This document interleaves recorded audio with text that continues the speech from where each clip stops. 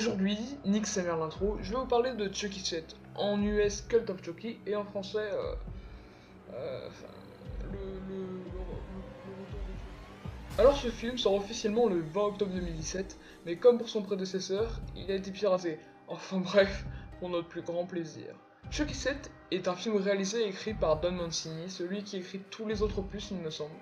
Cult of Chucky reprend quelques années après le 6, on le retrouve Nika, qui est internée dans un hôpital psychiatrique.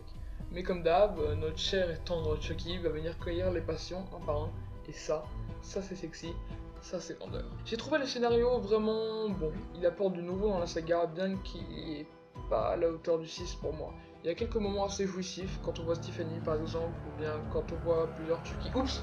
Attendez, j'ai spoilé. Oh, je suis vraiment désolé, mais Ray. En même temps, bon, avec un nom de film comme ça, un Cult of Chucky, il fallait bien s'y attendre. Donc, côté scénario, on est vraiment bien.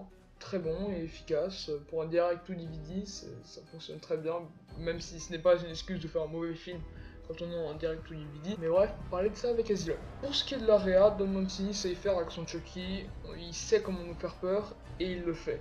Il joue surtout avec les couleurs de l'hôpital, car l'hôpital est blanc, donc le sang et les vêtements de Chucky ressortent, et ça j'ai trouvé que c'était vraiment un point fort de la réa, le fait de jouer avec les couleurs, ça apporte vraiment toute l'ambiance et tout le ton du film, c'est super cool. Donc qui dit hôpital psychiatrique dit forcément folie, et ça Don Mancini joue aussi dessus par la réa, c'est maîtrisé, donc encore une fois c'est jouissif. Les acteurs sont là par contre le faible du film, ils sont tous vraiment en surveux, et cela est vachement dommage car ça nique le film.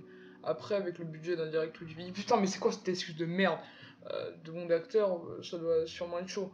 Même Jennifer Tilly est en surjeu, c'est vraiment dommage. C'est ce qui m'a le plus énervé durant le film. Alors que d'habitude, elle est plutôt pas mal.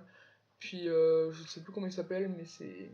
Alors, je sais plus. Je sais plus son nom, mais l'interprète de Chucky qui prête sa voix est encore fabuleux. J'aime ce mec.